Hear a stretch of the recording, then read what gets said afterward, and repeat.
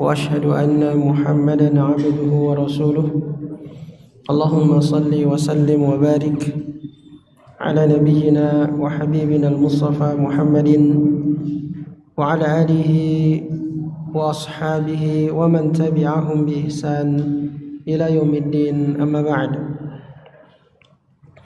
Hadirin jamaah salat maghrib rahimakumullah. Alhamdulillah, mari kita buka pengajian kita pada malam hari ini dengan memuji-muji dan mengagungkan Allah Rabbul Alamin dan bersyukuri nikmat yang Allah Subhanahu wa taala anugerahkan pada kita semua, nikmat yang berlimpah, nikmat yang tidak dapat kita hitung, utamanya nikmat iman, nikmat Islam, nikmat yang paling agung, nikmat yang paling berharga yang hanya Allah berikan kepada hamba-hamba yang dipilihnya.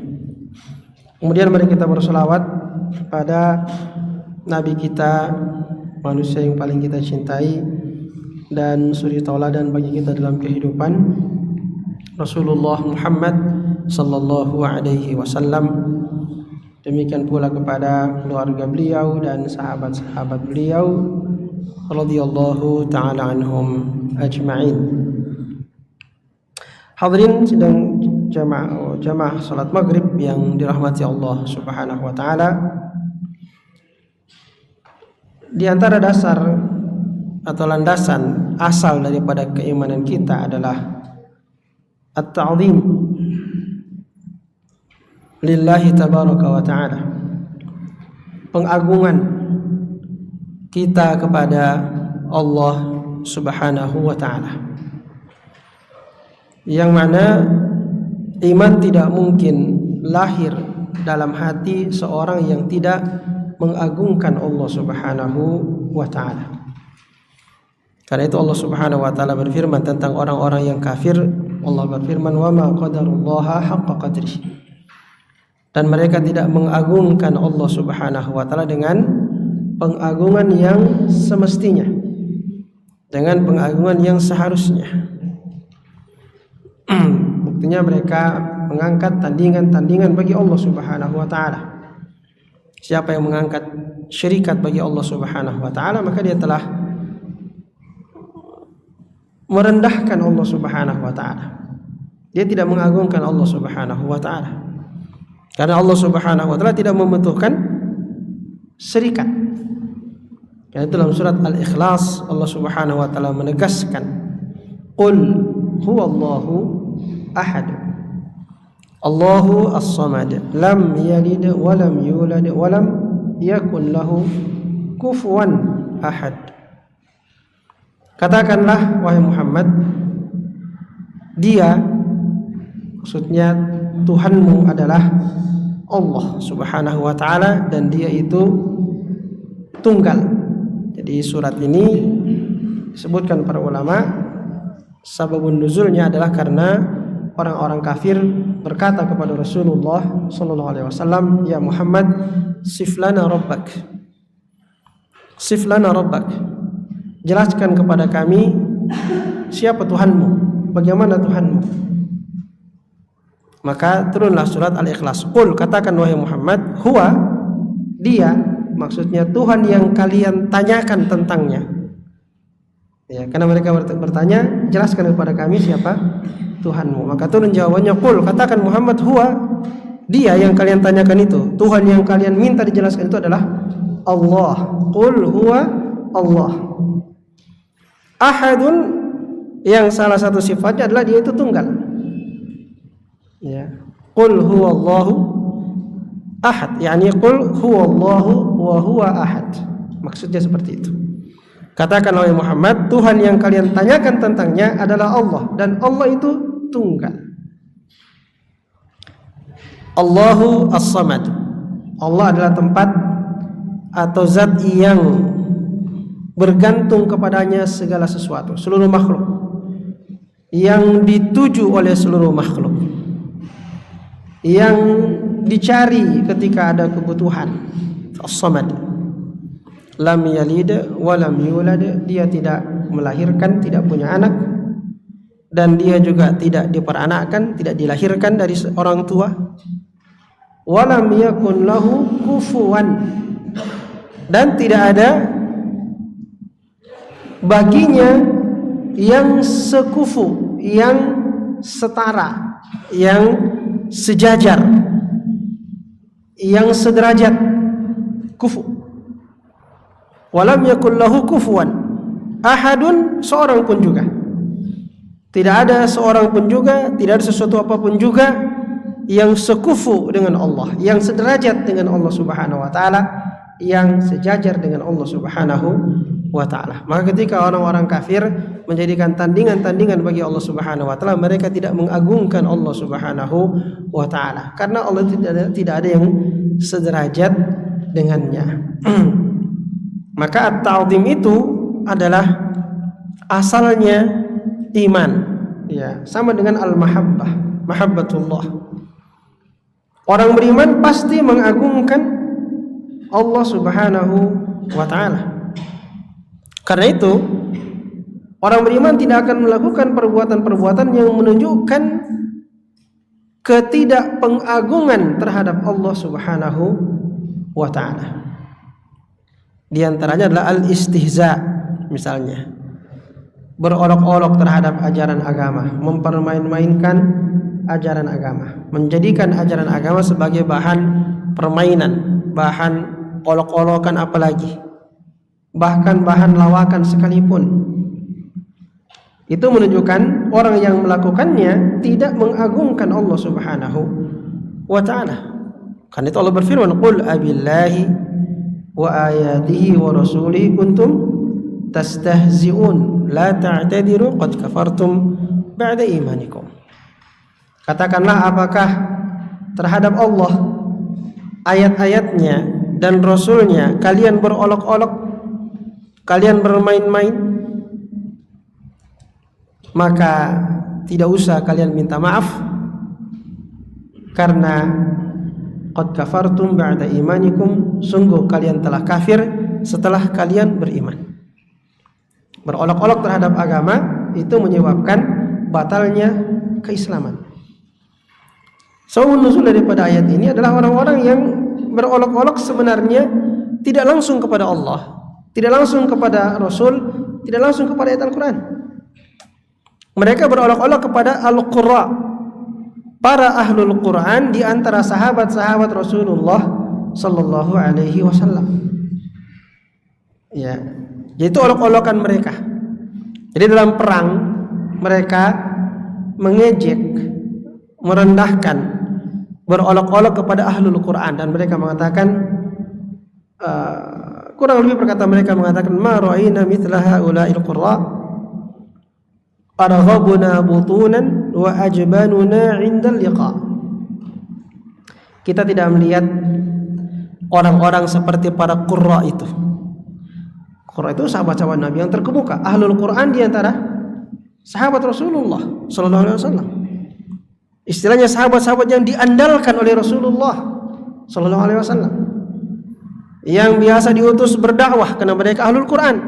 Ya, kan ada kisahnya itu yang 70 orang qurra, 70 orang sahabat ahlul Quran yang dibunuh, ya, ketika Nabi sallallahu alaihi wasallam mengutus mereka berdakwah ke daerah Najd, ya. Kurang lebih sekitar Riyadh sekarang. Itu 70 orang qurra yang dibunuh dalam peristiwa Bir Maunah istilahnya. Itu Nabi sangat marah karena qurra itu sangat berharga bagi Nabi sallallahu alaihi wasallam, sampai beliau doa kunut nazilah 1 bulan lamanya melaknat, ya, suku yang bersekongkol untuk membunuh sahabat-sahabat Rasulullah sallallahu alaihi wasallam. Jadi qurra itu tidak main-main, ya. Cuma qurra itu di zaman Nabi bukan cuma sekedar penghafal Quran. Kalau kita sekarang qurra, ahli Quran, penghafal Quran, ahli qiraat, kita disebut qurra. Kadang-kadang juga sebagian yang bagus lagunya ketika mengaji juga dibilang qari.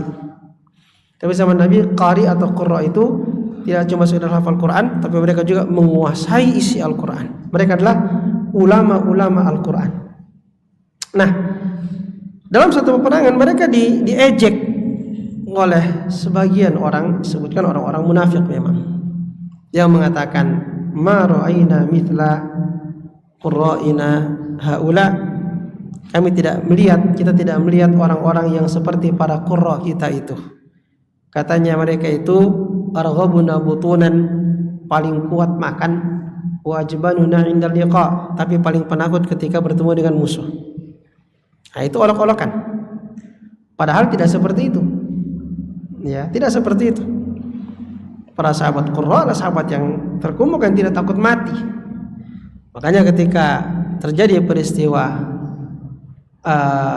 kemurtadan kabilah-kabilah sepeninggal Rasulullah sallallahu alaihi wasallam, siapa yang terdepan memerangi kabilah-kabilah yang murtad, kabilah yang tidak membayar zakat? Para Qurra. Mereka yang terdepan. Ya, karena itu yang paling banyak gugur sebagai syuhada adalah para Qurra. Sampai-sampai kemudian Umar mengusulkan kepada Abu Bakar Siddiq untuk mengumpulkan sisa Qurra yang masih hidup, kemudian ditulis Al-Quran dalam sebuah mushaf. Ya, Abu Bakar awalnya takut-takut, ini Nabi tidak lakukan, bagaimana kita mau lakukan seperti ini?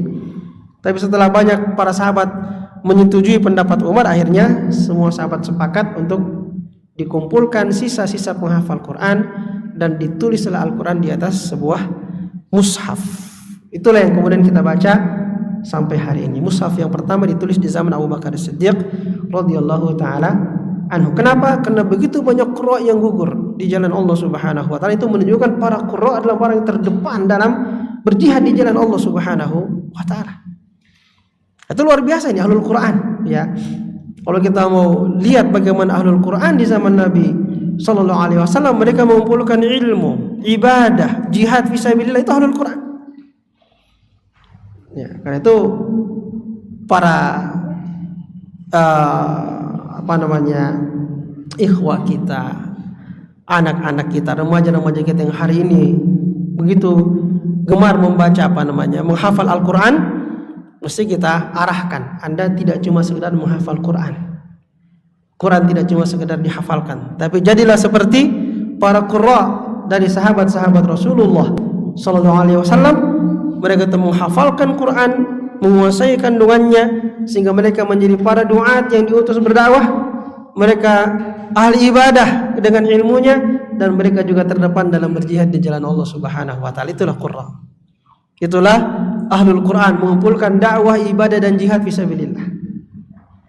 Radhiyallahu taala anhum. Jadi tidak benar kata orang munafik, arghabuna butunan wa ajbanuna indal liqa. Qurra itu yang paling rakus kalau makan, paling takut ketika bertemu dengan musuh. Itu tidak benar. Itu diucapkan sebagai sebuah olok-olokan. Gara-gara olok-olokan itu turun ayat tadi, qul abillahi wa ayatihi wa rasulihi kuntum tastahzi'un la ta'tadiru qad kafartum ba'da imanikum. Apakah dengan Allah, dengan ayatnya, dengan rasulnya kalian berolok-olok? Ya, jadi dianggap berolok-olok terhadap para qurra sama dengan berolok-olok kepada Allah, kepada ayatnya, kepada rasulnya. Nah, karena itu tadi kita katakan bahwasanya ta'zim kepada Allah Subhanahu wa taala, pengagungan kepada Allah Subhanahu wa taala adalah merupakan salah satu asal daripada iman. Tidak akan mungkin ada iman dalam diri manusia kalau tidak ada ta'zimnya kepada Allah Subhanahu wa taala.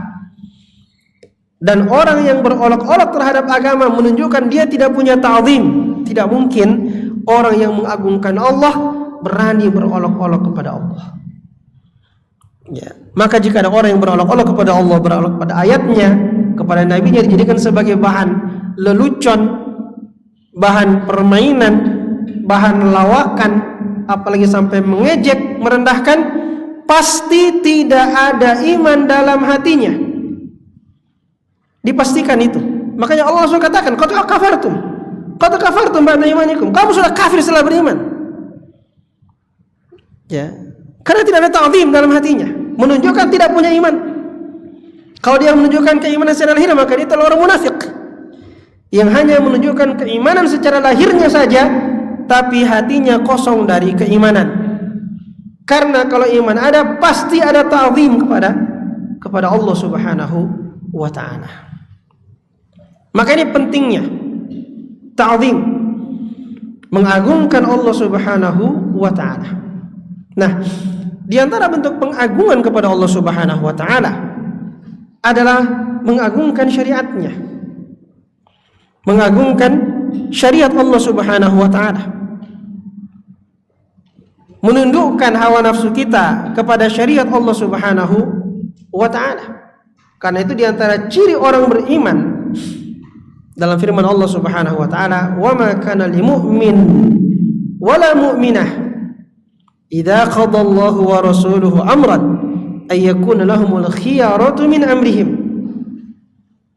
Tidak pantas bagi orang-orang beriman yang laki-laki dan orang beriman yang perempuan apabila Allah dan Rasulnya telah menetapkan satu urusan, sudah ada ketetapan agama dalam urusan tersebut, ayyakuna lahumul khiyaratu, mereka masih mencari alternatif lain min amrihim, dari urusan mereka yang telah Allah tetapkan. Kalau betul beriman, maka pasti mengatakan sami'na wa ata'na. Ya. Mungkin belum mampu melakukan dengan kesadaran bahwa dia telah bermaksiat. Itu tidak merusak keimanan, tidak menghilangkan keimanan. Ya, karena dia tidak menentang. Dia sadar, kadang-kadang orang berbuat maksiat, melanggar aturan Allah, dan dia sadar dia berdosa.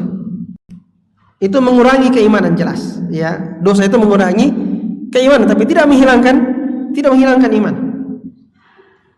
Langsung sekaligus. Tapi dia akan mengikis iman, karena maksiat akan mengurangi iman. Asalnya seorang mukmin ketika Allah dan Rasulnya sudah menetapkan satu urusan, maka mereka tidak punya pilihan lain, ya, kecuali mengatakan sami'na wa ata'na. Kami dengar dan kami taat. Karena itulah kemudian orang-orang yang menunjukkan tidak penghargaannya mereka terhadap syariat, itu boleh jadi menunjukkan bahwasanya mereka tidak memiliki ta'zim kepada Allah Subhanahu wa ta'ala. Orang yang menyepelekan syariat Allah Subhanahu wa ta'ala. Maka seorang muslim seharusnya berusaha, berupaya semaksimal kemampuannya untuk memberikan ketaatannya kepada Allah Subhanahu wa ta'ala. Fattaqullaha mastata'tum. Ini ayat sering disalah gunakan atau disalah artikan. Fattaqullaha mastata'tum. Bertakwalah kepada Allah sesuai dengan kemampuan kalian. Kadang-kadang kita bawa ini untuk memudah-mudahkan. Kita kan belum mampu ini. Udahlah. Kan fattaqullaha mastata'tum. Ini lagi sulit ini kayaknya. Biar kita melanggar dulu. Karena fattaqullaha mastata'tum. Sering kali ayat ini dipakai untuk melemah-lemahkan dalam menjalankan syariat. Padahal maksud daripada ayat ini adalah fattaqullaha mastata'tum. Bertakwalah kepada Allah semaksimal kemampuan kalian. Itu maksudnya. Mastata'tum itulah semaksimal kemampuan kita. Kalau sudah di luar kemampuan kita, disitulah baru kita kemudian diberikan maaf oleh Allah Subhanahu wa ta'ala. La yukallifullahu nafsan illa wus'aha. Allah tidak akan membebani satu diri kecuali apa yang berada dalam kemampuannya. Selama dia berada dalam kemampuan kita, maka kita wajib untuk menjalankannya. Apakah itu perintah, apakah itu larangan. Selama dia berada dalam kemampuan kita, maka dia masuk dalam mastata'tum itu tadi. Fattaqullaha mastata'tum. Bertakwalah kepada Allah semaksimal kemampuan kalian, bukan seminimal kemampuan kalian. Kita kadang-kadang bawa kepada mana yang paling rendah, ya. Asal ada kesulitan sedikit, sudah nih. Kan fattaqullaha mastata'tum. Jangan dulu kita enggak apa-apa ini. Karena fattaqullaha mastata'tum. Ya. Itu namanya memudah-mudahkan. Seharusnya kita berupaya semaksimal kemampuan kita untuk menjalankan ketaatan kepada Allah Subhanahu wa ta'ala. Kembali kepada ta'zim kepada Allah Subhanahu wa ta'ala yang merupakan dasar daripada iman, bahwa tidak ada iman bagi orang yang tidak mengagungkan Allah Subhanahu wa ta'ala. Karena itu orang-orang beriman ketika mereka melihat agama disepelekan, maka mereka akan bereaksi. Ada reaksi keimanan yang merupakan konsekuensi daripada kecintaannya kepada Allah dan pengagungannya kepada Allah. Ketika dia melihat agama dilecehkan, ketika melihat agama disepelekan, dia akan bereaksi. Itulah reaksi orang-orang yang beriman. Maka kita boleh mendeteksi dalam diri kita apakah ini punya reaksi ketika kita melihat agama Allah disepelekan. Kita melihat orang-orang memudah-mudahkan syariat Allah Subhanahu wa ta'ala. Ya. Ada reaksi dari orang-orang yang beriman. Meskipun itu tentu sesuatu yang tidak ringan. Ya. Kadang-kadang kita diperhadapkan dengan hal-hal yang kita harus bersikap padanya, yang memang memiliki konsekuensi yang tidak ringan. Tapi itulah konsekuensi keimanan. Maka Rasul mengatakan, man ra'a minkum munkaran falyughayyirhu biyadihi, fa illam yastati' fa bi lisanihi, fa illam yastati' fa bi qalbihi, wa dzalika adhaful iman. Siapa yang melihat kemungkaran, maka dia harus merubahnya dengan tangannya. Kalau tidak mampu, maka dia merubah dengan lisannya. Kalau tidak mampu, maka dia harus merubah dengan hatinya. Dan itu adalah iman yang paling rendah. Ini tadi makna mastata'tum ini, ya. Mastata'tum. Jadi kalau mampu dengan tangan, ya dengan tangan. Tapi kalau tidak mampu, baru dengan lisan. Kalau tidak mampu juga baru dengan hati, mengingkari atau membenci kemungkaran dalam hati. Nah, para ulama kemudian menjelaskan bahwasanya yang bisa merubah kemungkaran dengan tangan adalah penguasa, imam. Ya, karena mereka punya aparat keamanan dan mereka bisa mencegah kemungkaran dengan kekuatan. Ya, karena mereka punya perangkat-perangkatnya. Yang mencegah kemungkaran dengan lisannya adalah para ulama dan semua orang yang memiliki pengetahuan agama dan dia punya kemampuan untuk menyampaikan. Maka dia harus mengingkari kemungkaran dengan lisannya. Nah, kemarin beberapa hari yang lalu ada berita tentang harus melepas jilbab atau entah bagaimana bahasanya bagi perempuan paskibraka yang pakai jilbab. Nah, jilbab itu syariat Allah Subhanahu wa ta'ala. Ya, syariat Allah Subhanahu wa ta'ala yang harus kita ta'zim, harus kita agungkan. Maka dalam hal seperti ini, pertama, kita sebagai orang beriman mesti mengingkari hal tersebut. Ada pengingkaran. Ya. Karena kita bukan penguasa, kita tidak bisa mengingkari dengan tangan. Ya, kita bisa mengingkari dengan lisan. Maka kita sampaikan dengan lisan kita atau dengan tulisan-tulisan kita mengingkari, ya, dalam tanda kutip kebijakan yang tidak bijak tersebut. Ya. Bahwa yang berjilbab harus diseragamkan, dilepas semua jilbabnya supaya seragam dengan yang lainnya. Yang kadang-kadang menjadi alasannya adalah kebinekaan. Ya, apa itu? Bineka Tunggal Ika. Ya, waktu saya masih sekolah dulu SD, SMP, ya, kita belajar Bineka Tunggal Ika. Itu artinya berbeda-beda tapi tetap satu. Ya. Bukan menghilangkan perbedaan untuk menjadi satu, ya kan? Kira-kira bagaimana artinya itu? Berbeda-beda tapi tetap satu. Perbedaannya ada atau hilang? Ya? Ada perbedaannya. Iya kan? Jadi bukan menghilangkan perbedaan kemudian menyatukan. Tetapi perbedaan dibiarkan tetap ada, tetapi dia bisa bersatu. Nah, jadi kalau alasannya ini kan Bineka Tunggal Ika. Jadi seragam semua tidak usah pakai jilbab. Oh, berarti tidak berbeda-beda itu. Kalau orang Islam dia punya syariat harus pakai jilbab. Ya.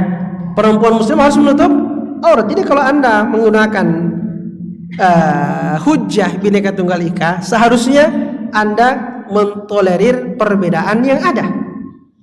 Ya, yang pakai jilbab berbeda dengan tidak pakai jilbab karena merupakan tuntunan syariat yang dikandung oleh sila yang pertama, ketuhanan yang maha esa. Ya, berarti itu bukan alasan yang benar bahwa kita karena menjaga kebinekaan harus diseragamkan. Itu berarti menghilangkan kebinekaan, bukan menjaga kebinekaan. Menghilangkan kebinekaan. Karena kalau prinsip seperti itu mau dipakai berarti orang tidak boleh bahasa daerah, bahasa Indonesia saja semua. Ya, kalau Anda pakai bahasa daerah, kamu tidak mau bersatu kamu ini, pakai bahasa daerah. Ya, itu kan identitas. Maka sebagaimana identitas kedaerahan itu dihormati, apalagi identitas keagamaan harus lebih dihormati. Maka melarang jilbab, ya, itulah merupakan bentuk menyepelekan syariat Allah Subhanahu wa taala, apalagi kalau dilakukan oleh orang-orang yang notabene beragama Islam. Kita perlu bertanya, apakah Anda punya pengagungan kepada Allah Subhanahu wa taala? Mengapa begitu mudahnya, ya, begitu mudahnya menyepelekan syariat yang jelas-jelas kewajibannya? Ini bukan masalah khilafiyah.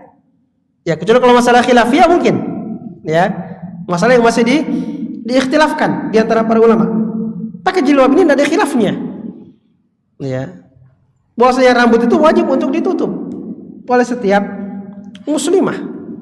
Dia perkara yang disepakati oleh para ulama. Sehingga dia merupakan syariat yang jelas daripada syariat agama Allah Subhanahu wa taala. Maka orang yang kemudian dengan mudahnya mengatakan ya demi penyeragaman, maka kita menganjurkan mereka tidak memakai jilbab. Ya, apakah bahasanya menganjurkan atau menyuruh, apapun bahasanya.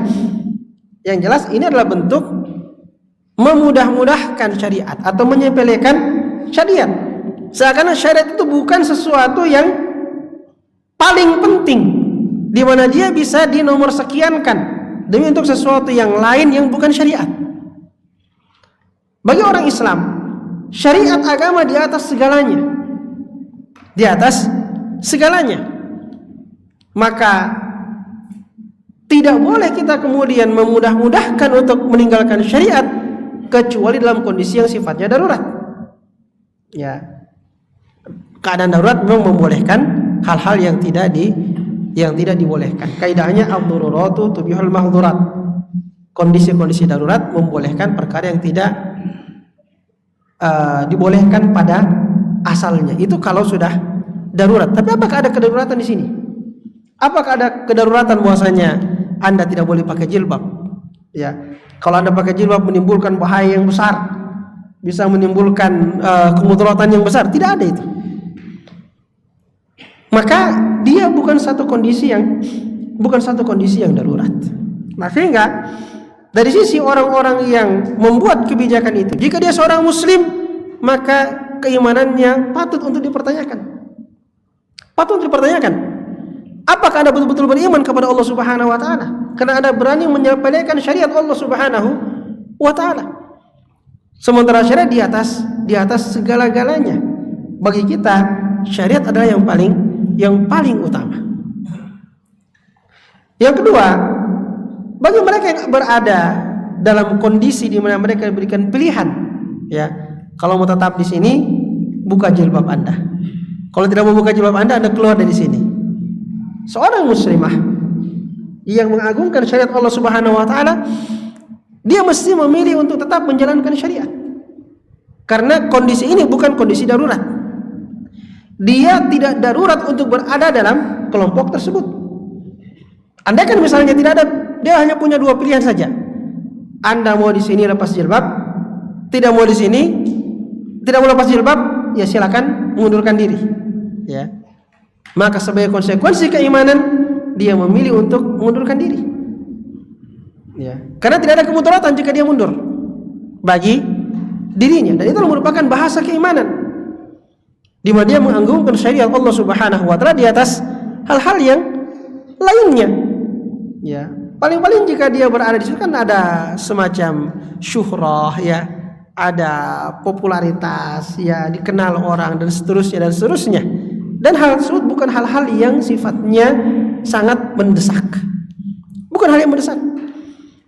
Maka ini cuma satu contoh saja. Akan banyak persoalan dalam kehidupan yang ketika kita diperhadapkan dengan syariat Allah Subhanahu wa taala yang sifatnya bukan masalah-masalah khilafiyah, ya, yang jelas-jelas ma'lum minad dini bid-darurah istilahnya, yang jelas-jelas diketahui, ya, secara jelas dari agama. Ketika kita diperhadapkan antara menjalankan syariat, ya, dan harus misalnya meninggalkan sesuatu, atau tetap di situ tapi harus meninggalkan syariat, maka seorang muslim harus memilih untuk tetap memilih menjalankan syariatnya. Ada orang bekerja di suatu tempat yang dia tidak diizinkan untuk bersolat misalnya.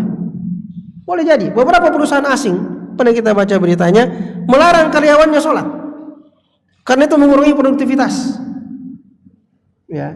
Atau dia punya jam kerja, dia buat jam kerja itu dibuat sehingga melewati waktu sholat sampai habis.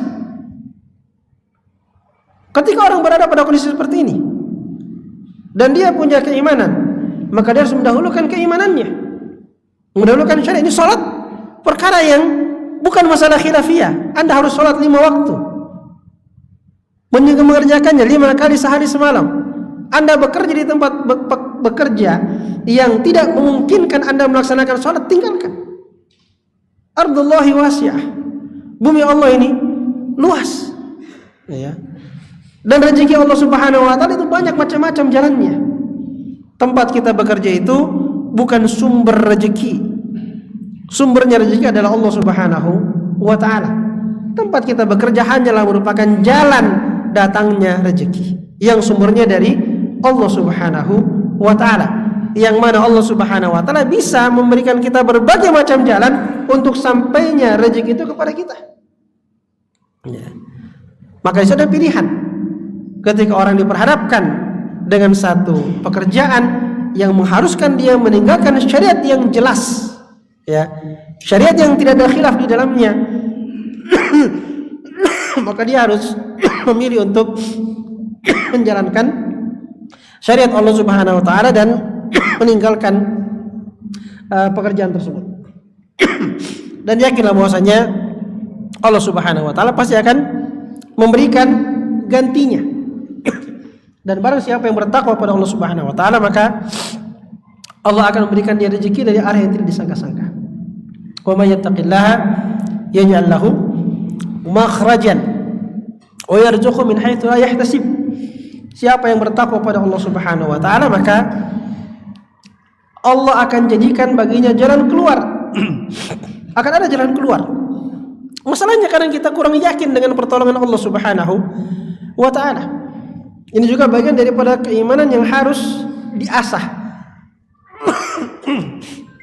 Kita menganggap bahwasanya pekerjaan kita adalah satu-satunya sumber rezeki kita. Padahal rezeki datangnya dari Allah Subhanahu wa taala. Tidak ada pekerjaan yang menjamin bahwa rezeki Anda terjamin di situ. Ya. Apakah Anda bekerja di perusahaan besar? Apakah Anda bekerja di pemerintahan?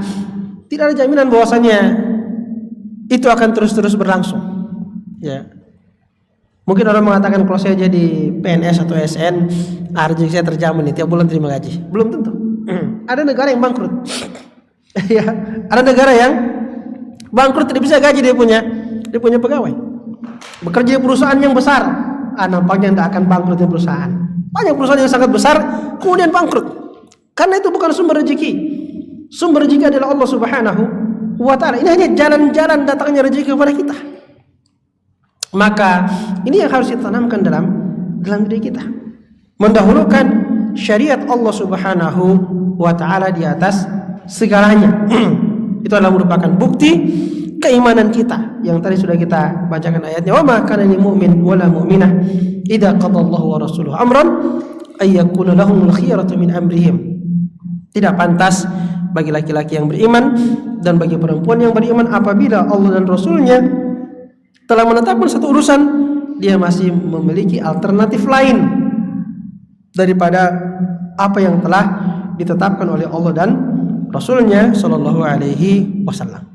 Zaman yang kita hidup di dalam ini memang zaman yang berat, ya. Yang dalam sebuah hadis Nabi mengatakan al-mutamassiku bid-din kal qabidhi 'alal jamr. Zaman di mana orang yang berpegang teguh dengan agama seperti orang yang memegang bara api. Artinya, kalau kita berpegang teguh dengan agama, pasti kita kepanasan ya. Kalau ada bara api kita pegang, pasti panas. Tangan kita mungkin melepuh. Kalau kita tidak bertahan dengan panasnya, kita akan melepas bara api tersebut. Artinya, zaman yang kita hidup di dalamnya ini barangkali merupakan zaman tersebut di mana orang yang berpegang teguh dengan agama akan menghadapi hal-hal yang bagi sebagian orang dianggap sebagai kesulitan-kesulitan dalam hidup. Yang mana jika dia tidak ingin menghadapi kesulitan itu, dia harus menanggalkan agama. Ya. Di situ dia akan merasakan kelapangan ketika dia menanggalkan agamanya. Ini merupakan ujian dari Allah Subhanahu wa Ta'ala.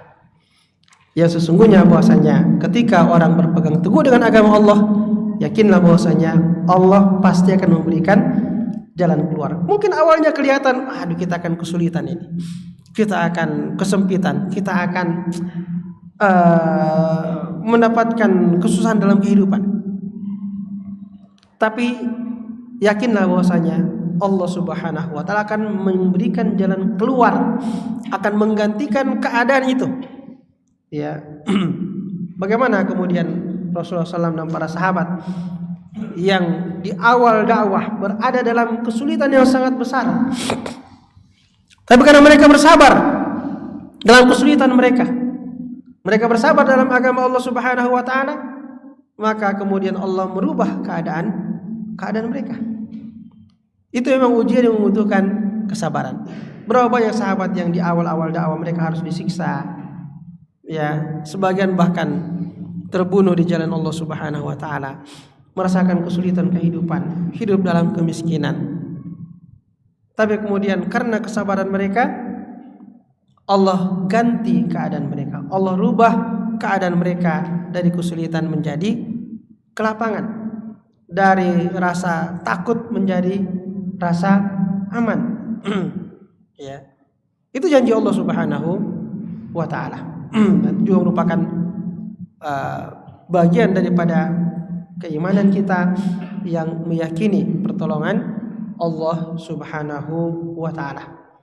Memang pertolongan Allah datang di saat-saat yang kritis, ya.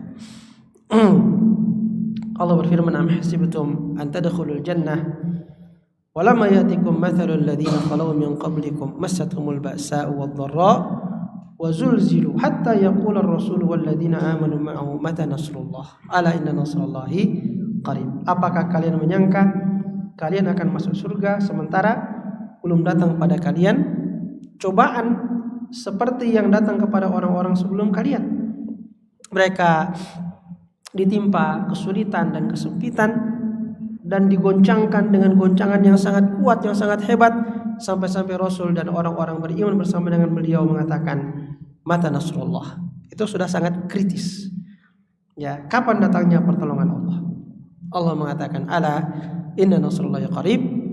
Sesungguhnya pertolongan Allah itu dekat, ya, dekat kepada orang-orang yang beriman. Maka mari kita menjaga iman kita, mari kita tanamkan dalam diri kita pengagungan terhadap Allah Subhanahu wa Ta'ala. Jangan kita melecehkan syariat ataupun menyepelekan syariat, menganggap syariat sebagai sesuatu yang tidak penting, sesuatu yang bisa dikorbankan demi untuk kebutuhan dunia kita. Karena itu adalah merupakan ciri orang yang tidak mengagungkan Allah Subhanahu wa Ta'ala, ciri orang yang tidak mengagungkan syariat Allah Subhanahu wa Ta'ala. Saya kira sudah masuk waktu ya. Ya. Baik, saya kira sampai di sini pengajian kita pada malam hari ini. Mudah-mudahan bermanfaat bagi kita semua. Semoga kehadiran kita di tempat ini menambah iman kita, menambah ilmu dan pemahaman kita, dan semoga diterima sebagai ibadah di sisi Allah Subhanahu wa taala dan dicatatkan dalam catatan amal-amal kebaikan kita yang dilipat gandakan pahalanya di sisi Allah Subhanahu wa taala. Subhanakallahumma wa bihamdika asyhadu an la ilaha illa anta wa astaghfiruka wa atubu ilaik. Wa sallallahu ala nabiyyina Muhammad wa ala alihi wa sahbihi wa sallam wa akhiru da'wana alhamdulillahi rabbil alamin. Assalamualaikum warahmatullahi wabarakatuh.